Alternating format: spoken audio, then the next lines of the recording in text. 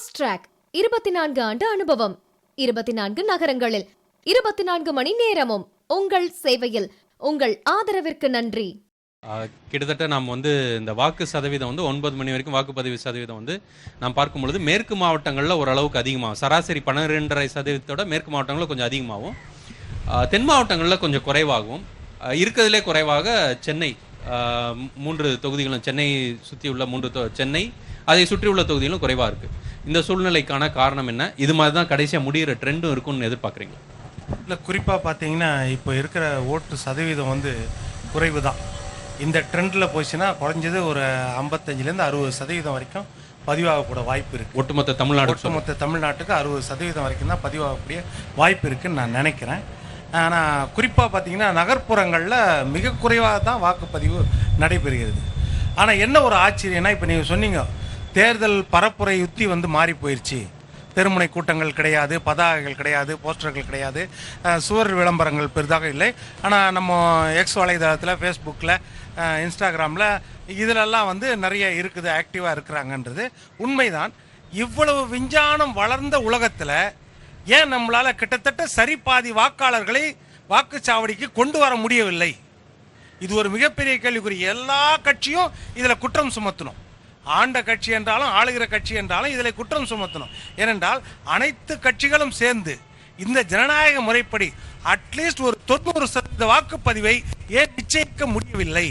இது ஒரு நல்ல கேள்விதான். இதில் பல்வேறு காரணங்கள் இருக்குல்ல. அரசியல் கட்சி இருக்கலாம், நிர்வாகம் இருக்கலாம், சிலருக்கு எதிர்ப்பு மனநிலை இருக்கலாம், சிலருக்கு இது வாக்கு செலுத்துவதன் மூலமாக என்ன பயன்ற விஷயங்களை அவர்கள் புரிந்து உணர்ந்து கொள்ளாமல் இருக்கலாம். இப்படி பல்வேறு விஷயங்கள் இருக்குல்ல. இதில் பல தரப்பினரும் காரணம் சொல்லல, கட்சியை மட்டும் சொல்லலாமா? இல்லை, ஜனநாயகத்தில் எடுத்துக்கிட்டிங்கன்னா இப்போ ஒரு உதாரணத்துக்கு கொடுக்கலாம். ஒரு இலவசம், அதாவது தேர்தல் பொங்கல் நேரத்தில் ஒரு இலவசத்தை கொடுக்குறோம். ரேஷன் கார்டு 2,19,00,000 ரேஷன் கார்டில் கிட்டத்தட்ட 2,15,00,000 ரேஷன் கார்டு உள்ளவர்கள் அந்த 1000 ரூபாயோ 500 ரூபாயோ ஒரு அரிசி கொடுத்தாலும் வாங்கிடுறாங்க. அதை நம்மளால் செய்ய முடியுது இல்லையா? அப்படி இருக்கும்போது இது அடிப்படை ஜனநாயக கடமை, ஜனநாயக உரிமை. இதுதான் ஒரு ஆட்சியாளருக்கு நம்மளை யார் மன்னராக இருந்து ஆட்சி செய்ய போகிறாங்க இந்த 5 ஆண்டுகளுக்கு. நம்ம ஒன்றா அவங்க தாம் போடுற செருப்புக்கோ தாம் போடுற சட்டைக்கோ ஆட்சியாளர் காரணம் கிடையாது. நம்ம உழைச்சி தான் நம்ம சம்பாதிக்கிறோம் அப்படின்ற எண்ணத்தை மக்கள் மத்தியில் இருக்குது. இதை மாற்ற வேண்டும் என்றால் நீங்கள் போடுற செருப்பு, நீங்கள் போடுற சட்டையில் வரக்கூடிய வரி கூட அந்த ஆட்சியாளர் போடுற திட்டங்கள்லையும் அவர்கள் போடுற சட்டங்கள்லையும் தான் பிரதிபலிக்குது. அப்படின்றத இந்த மக்கள்கிட்ட ஏன் கொண்டு போய் இன்னைக்கு வரைக்கும் சேர்க்க முடியல? அப்படின் போது ஓட்டு போடுறதை கட்டாயப்படுத்த முடியாது. அது அரசியல் சாசனத்துக்கு விரோதமானது, கட்டாயப்படுத்த முடியாதுன்றது. ஆனால் சில சலுகைகள் கொடுத்து அவர்களை உற்சாகப்படுத்தலாம் இல்லையா? இது ஒரு நல்ல விவாதம் தான். சலுகைகள் கொடுத்து வாக்கு செலுத்த வைக்கணுமா, இல்ல ஏன் பிரச்சனைன்றதை கண்டறிந்து அதற்கான மாற்று ஏற்பாடுகள் இருக்கணுமா, தேர்தல் சீர்திருத்தம் போன்ற விஷயங்கள் வரணுமா அப்படின்றது ஒண்ணு. இன்னொன்னு, சில கிராமங்கள்ல தொடர்ச்சியாக தேர்தல் புறக்கணிப்பை சொல்லியிருக்காங்க. பரந்தூர்ல, வேங்கை வயல்ல, இந்த மாதிரி இடங்கள்ல தேர்தல் புறக்கணிப்புன்னு சொல்லியிருக்காங்க. அவங்களுடைய விஷயங்களை நம்ம தீர்த்து வைப்பது என்பது சாத்தியமா, சாத்தியம் இல்லையா அப்படின்ற பல்வேறு விவாதங்கள்லாம் இருக்கு. அது மாநில அரசின் கடமை அல்லது மத்திய அரசின் கடமை. மத்திய அரசு பிரச்சனை இருந்தால் அதை உடனே சென்று அணுக வேண்டும். அந்த இடத்துல அணுகி அரசியல் பார்க்கக்கூடாது. அவர்களுடைய பிரச்சனை என்ன, இதை நாங்கள் இந்த காலகட்டத்திற்குள், இந்த கால நிர்ணய வரையறைக்குள் நாங்கள் தீர்த்து வைப்போம் அப்படின்னு அவங்கள உற்சாகப்படுத்தணும். ஏன்னா தேர்தல் கமிஷன் அதை செய்ய முடியாது. தேர்தல் கமிஷன் ஏன்னா அவங்க பிரச்சனைக்காக போராடுறாங்க. அதுக்கு தேர்தல் கமிஷன் உறுதிமொழி கொடுக்க முடியாது. அப்போ ஆளுகின்ற கட்சியோ அல்லது அனைத்து கட்சியோ, சர்வ கட்சி அந்த இடத்துல சர்வ வேட்பாளர்கள் கூட்டம் போட்டு அந்த சர்வ வேட்பாளர்கள் சென்று அதை சந்திச்சு அப்போ அந்த பிரச்சனையை நீங்க தீர்த்து வைக்கலாம். கட்சிகளும் ஆட்சிகளும் இதற்கு காரணம். திருப்பிரியன், 2 விஷயம். ஒன்று, நீங்க அன்பாப்புலர்ன்ற வார்த்தையை பயன்படுத்துனீங்க. அது அன்பாப்புலர்ன்ற வார்த்தைக்கான இது அர்த்தத்தோட தான் நீங்க பயன்படுத்தினீங்களா? அதாவது ஒருத்தரை அறியப்படாத நபர்ன்ற ஒருத்தர் இருக்கிறாரு, அன்பாப்புலர்ன்றது வேற. அன்பாப்புலர்னா எல்லாருக்கும் தெரியும், ஆனா அவரை பிடிக்கல. அறியப்படாத நபர்னா அவர் அனானிமஸா தெரியாத ஒரு ஆளா இருக்கிறாரு அப்படின்றது. 2த்துக்கும் பெரிய வித்தியாசம் இருக்கு. அதிமுகல நீங்க அன்பாப்புலர் வேட்பாளர்களை நிறுத்தி இருக்கிறாங்க அப்படின்னு சொல்றீங்க இல்லையா? அன்பாப்புலர்னா அவ்வளவு கெட்ட பேர் சம்பாதிச்ச வேட்பாளர்கள் இருக்கிறாங்களா?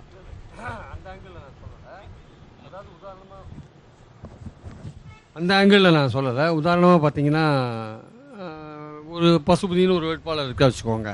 அவரை பற்றி கட்சிக்காரர்களுக்கு தெரிஞ்சிருக்கலாம், ஆனால் மக்களுக்கு அவரை பற்றி தெரியுமான்னு நமக்கு தெரியாது. இப்போ ராமநாதபுரம் எடுத்துக்கோங்களேன். அதிமுக சார்பில் ஜெயபெருமாள் போட்டி போடுறாரு. அதிமுக சார்பில் அன்வராஜா போட்டி போட்டிருந்தா அதோட விஷயமே வேறு. அங்கே தான் பர்சனாலிட்டி ஒர்க் பண்ணணும். ஆக்சுவலாக அன்வர் ராஜா அப்படி நீங்க சொல்றது வந்து அன்பாப்புலர்ன்ற வார்த்தை கிடையாது. பெரிய அறியப்படாதவர், முகப்பிரபலம், அறியப்படாதவர், பிரபலம் இல்லாத வேட்பாளர்களை போட்டிருக்காங்க. கட்சிக்காரர்களுக்கு அறிமுகமானவராக கூட இருக்கலாம். இப்போ ஆற்றல் அசோகன் ஒருத்தர் வந்தார், பாஜகலேருந்து வந்தார் வச்சுக்கோங்க, அவரை உடனே கேண்டிடேட்டாக போட்டிருக்காங்க. அவரை எவ்வளோ பேருக்கு கட்சிக்காரங்களுக்கு தெரியும் சொல்ல முடியாது. ஆனால் ஜெயலலிதா இருந்தபோது கட்சிக்காரர்களிடம் மக்களுக்கே அறிமுகம் இல்லாதவர்களை கேண்டிடேட்டாக போட்டாங்கன்னு சார் சொன்னார். ஆக்சுவலாக அதில் என்னென்னா கேண்டிடேட் பர்சனாலிட்டி முக்கியம் இல்லை, லீடரோட பர்சனாலிட்டி தான் முக்கியம். இங்கே வந்து லீடர்ஷிப்போட எடப்பாடியோட பர்சனாலிட்டி இன்னும் ப்ரூவ் ஆகாது இருக்குது ஆக்சுவலாக. அதனால் கேண்டிடேட் பர்சனாலிட்டி இல்லாத இருக்கிற பட்சத்தில் அது ஒரு டிஸ்அட்வான்டேஜாக நான் பார்க்குறேன். சப்போஸ் எடப்பாடி வந்து ஒரு பர்சனாலிட்டி வைஸ் வந்து பெரிய தலைவராக எமர்ஜ் ஆகிட்டார் வச்சுக்கோங்க, அப்போ அவர் என்ன மாதிரி கேண்டிடேட் வேணா போட்டால், ஜெயலலிதா மாதிரி என்ன கேண்டிடேட் போட்டாலும் வெற்றி பெறதுக்கான வாய்ப்பு. நீங்க சொல்றதை ஒட்டி ரெண்டு விஷயம். ஒன்று, 2014 நீங்க சொல்றது போல வேட்பாளர் அறிவிக்க முன்னால வந்து ரொம்ப பிரபல வேட்பாளர்கள் அறிவிப்பாங்க. ஏன்னா அப்பதான் வந்து ஜெயலலிதா வந்து பிரதமர் ஆகிறதுக்கான வாய்ப்புகளை முயற்சி செய்யறாரு அப்படின்ற டாக்லாம் இருக்கும்போது ரொம்ப பிரபல வேட்பாளர்கள் அறிவிச்சு அவர் 40க்கு 40 முயற்சி செய்வாருன்னு எல்லாம் எதிர்பார்த்தாங்க. ஆனா வேட்பாளர்கள் நீங்க சொல்றது போல ரொம்ப சாமான எளிய மனிதர்களை அவர்கள் வேட்பாளராக போட்டார். கவுன்சிலர் இருந்தவரை வந்து நாடாளுமன்ற உறுப்பினராக கவுன்சிலர் லெவலில் கூட இல்லாதவர்களை கூட அவங்க போட்டாங்க. எளிய மனிதர்கள் எல்லாரும், பெரும்பாலானவர்கள் 37 சீட்டை வெற்றி பெற்றாங்க. 2021 அந்த ஸ்ட்ராட்டஜியில் வந்து எடப்பாடி பழனிசாமி வந்து பிரபல வேட்பாளர்களை போட்டார். ஏற்கனவே பலமுறை எம்எல்ஏவா இருந்தவங்க, அந்த தொகுதியில் பிரபலமா இருந்தவங்க. ஆனால் அவரால் வெற்றி பெற முடியல. அதனால ஒருவேளை யுக்தியை மாத்தி இருக்கிறாரோ அப்படின்ற ஒரு இது இருக்குதுல்ல. அதிமுகன்ற கட்சியை மட்டும் பேஸ் பண்ணி நம்ம போவோம் இல்ல, இது அதிமுக என்கிற கட்சியை பேஸ் பண்ணி, அந்த சின்னத்தை பேஸ் பண்ணி, அதை நம்பி தான் இந்த கேண்டிடேட்ஸ் வந்து எடப்பாடி போட்டிருக்காரு. இப்போ அவருடைய பர்சனாலிட்டி உயர்ந்திருக்குன்ற அந்த அவரோட கிராஃப் ஏறி இருக்கு அப்படின்ற விஷயம் இன்னும் இதுவரையும் தமிழ்நாடு அரசியலில் நடக்கலை. ஏன்னா 21 தேர்தலில் அவர் 65 இடங்கள் 76 இடங்கள் கூட்டணியோடு சேர்த்து வாங்கினா கூட அது வந்து ஸ்டேட்டுக்கான எலெக்ஷனாக இருக்கிறதுனால மக்களுக்கு ஆல்டர்னேட்டாக அதிமுக என்கிற ஒரு கட்சி இருந்ததுனால அப்போ போடப்பட்ட ஓட்டுக்கெல்லாம் நான் பார்க்குறேன்.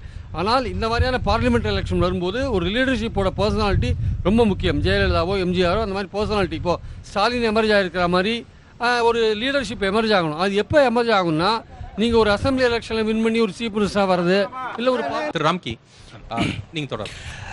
அப்போ நீங்கள் வந்து நம்முடைய வேட்பாளர் வந்து தேசிய அளவில் அறியப்படாத இருக்கணுங்கிறது தான் எல்லா தொகுதி மக்களும் எதிர்பார்க்குறாங்க. இப்போ அதனால தான் நான் திரும்ப என்ன சொன்னேன், என்னுடைய வேட்பாளர் குறைந்தபட்சம் ஒரு தமிழ் மற்றும் ஆங்கிலம், ஹிந்தி போன்ற மொழிகளில் ஒரு புலமை இருக்கணும். ஏன்னா அவர் அங்கே பேசும்போது எல்லாரையும் போய் சேரடையணும். இந்த கருத்தில் தொகுதி பிரச்சனைகளை பற்றி பேசும்போது எல்லாரும் தெரியணும். ரெண்டாவது பாப்புலர் இருக்கும்போது நம்ம தொகுதி, அதாவது இந்த தொகுதிக்கு பரவலாக அறியப்பட்டவருங்கிறது ஒரு ப்ளஸ் பாயிண்ட் தான். இருந்தாலும் மற்ற தொகுதிகளுக்கு பார்த்தீங்கன்னா ஒரு ஐடியா அவருக்கு இருந்தால் தான் அது தொகுதியோட ஒப்பீட்டு அளவில் பார்ப்பாரு. இந்த தொகுதியில் இப்படி நடந்திருக்குது, தமிழ்நாட்டு மட்டும் இல்லை, ஒரு ஆந்திராவில் இப்படி ஒரு தொகுதி நடந்திருக்கு, இது போன்ற திட்டம் என்னுடைய தொகுதிக்கு வேண்டும். வெஸ்ட் பெங்கால் வந்து 2014 ஜெயலலிதா அவர்கள் செய்த யுக்தி தவறுன்னு சொல்றீங்களா?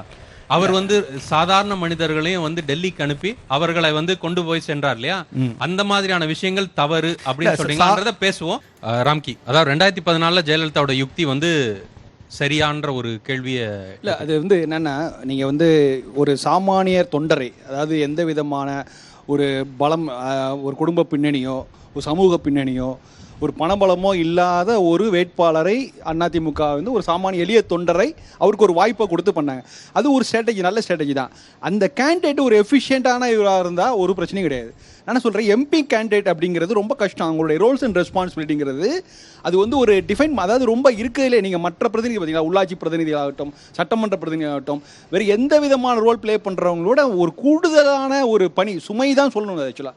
ஏன்னா பல்வேறு மாவட்ட பிரதிநிதிகளோட சேர்ந்து ஒரு பணியாற்ற வேண்டியிருக்குது. ஸோ அப்படிப்பட்டவர் ரொம்ப எஃபிஷியண்ட்டாக இருக்கணும். பறந்துபட்ட தொகுதி பிரச்சனை மட்டும் இல்லை, அதை மற்ற தொகுதி பற்றின ஒரு ஒரு பேசிக் ஐடியாஸ் இருந்தால் தான் அவரால் வந்து அவர் குறைஞ்சபட்ச தகுதின்றது இருக்கணும் அப்படின்றது சொல்றீங்க. இதை குறித்து நாம் இன்னும் விரிவா பேசலாம். நிச்சயமா வாக்குப்பதிவு சதவீதத்தை உயர்த்துவது எப்படின்ற ஒரு கேள்வியும் இருக்கு. தற்போது நாம் தமிழர் கட்சியின் ஒருங்கிணைப்பாளர் சீமான் செய்தியாளர்களை சந்தித்து தற்போது பார்க்கலாம். நாம வாக்கு செலுத்துறதுனால என்ன ஆயிரப்போது, நாம போடலைன்னா என்ன, அந்த எண்ணத்தை கைவிடுங்க. நாம் வாழ்ற நாட்டுக்கு நாம் செய்ய வேண்டிய ஒரு மகத்தான ஜனநாயக கடமை. அதனால நீங்க எல்லோரும் மறக்காம வாக்கு செலுத்தணும்னு அன்போடு நான் வேண்டுறேன். Sir, in English, Hindi.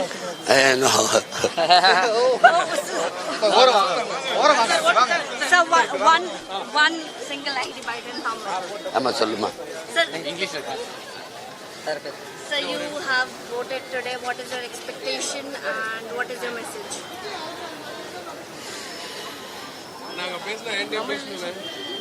என்ன சொல்ற நாங்க ஒரு பெரிய மாறுதலை எதிர்பார்க்குறோம். ஒரு change, complete change, fundamental change. Want that அது நடக்கும் நான் நினைக்கிறேன். ஏன்னா என் மக்கள் வந்து பேரார்வமாக வந்து வாக்கு செலுத்துறதை பார்க்க முடியுது. அப்போ ஒரு மாறுதலுக்கான சிந்தனை எண்ணம் அவங்களுக்குள்ள இருக்குதுன்னு நான் நம்புகிறேன். உறுதியாக மாறும்.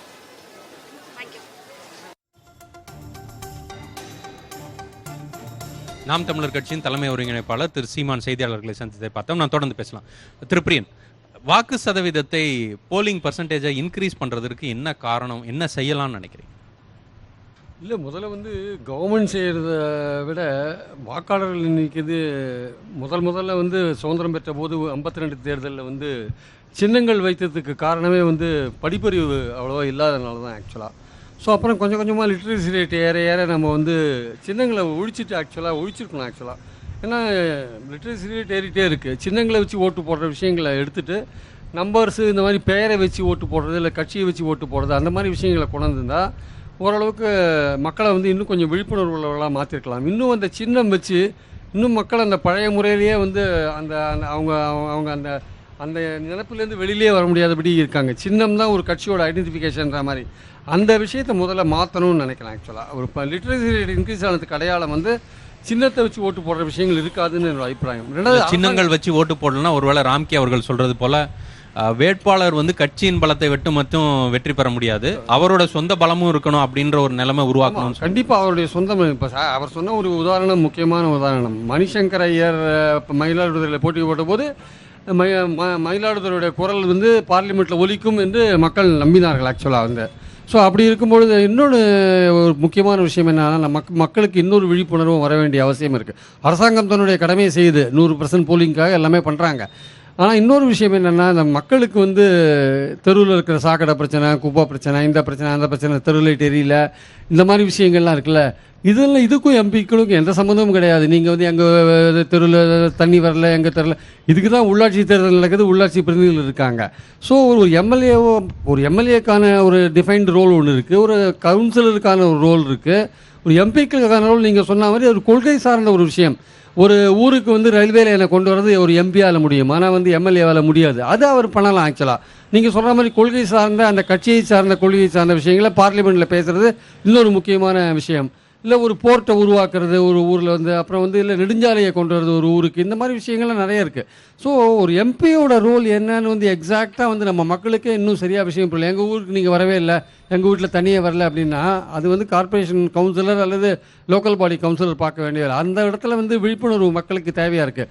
அதனால் வந்து மக்கள் இப்போ பரந்தூர் இருக்கு வச்சுக்கோங்க, பரந்தூரில் மக்கள் எலெக்ஷனை பாய்காட் பண்ணுறாங்க வச்சுக்கோங்க, அந்த மக்களை வந்து நீங்கள் வந்து தெளிவுபடுத்த வேண்டிய அவசியம் இருக்குது. ஏன் நீங்கள் ஓட்டு போடணும், ஓட்டு போடாதது வந்து அதுக்கான பரிகாரம் கிடையாது. ஆக்சுவலாக வந்து நீங்கள் எலெக்ஷனை பகிஷ்கரித்தா உங்கள் ஊரில் விமான நிலையம் வராதுன்னு உறுதியாக சொல்ல முடியுமா? சொல்ல முடியாது. அப்போ நீங்கள் ஒரு ஜனநாயக கடமை ஆற்ற ஒரு வாய்ப்பை நீங்கள் இழக்கிறீங்கல்ல நீங்கள். அதனால் அவர்களுக்கான விழிப்புணர்வு உண்டாக்கணும். உங்கள் கோரிக்கைகள் இருக்குது, உங்கள் எதிர்ப்புகள் இருக்குது ஒரு விஷயத்தில் அப்படின்னா அதுக்காக நீங்கள் ஓட்டு போடாத இருக்கிறது வந்து சரியான வழிமுறை பரிகாரம் ஆகாது என்பது விழிப்புணர்வு வந்து வேற விதமாகவும் இன்னும் இருக்கணும். ஓட்டு போடுங்கன்னு சொல்றதை விட ஓட்டு போடுறதுனால என்ன பயன் இருக்கு, பாய்காட் பண்றவங்களும் சரி, இல்ல ஒரு நாடாளுமன்ற உறுப்பினருக்கான டெஃபினிஷன் என்ன, அவருடைய வேலை என்ன, அதுக்கான விழிப்புணர்வு வேணும் அப்படிங்கறத சொல்றீங்க. ஃபாஸ்ட் ட்ராக் 24 ஆண்டு அனுபவம், 24 நகரங்களில் 24 மணி நேரமும் உங்கள் சேவையில். உங்கள் ஆதரவிற்கு நன்றி.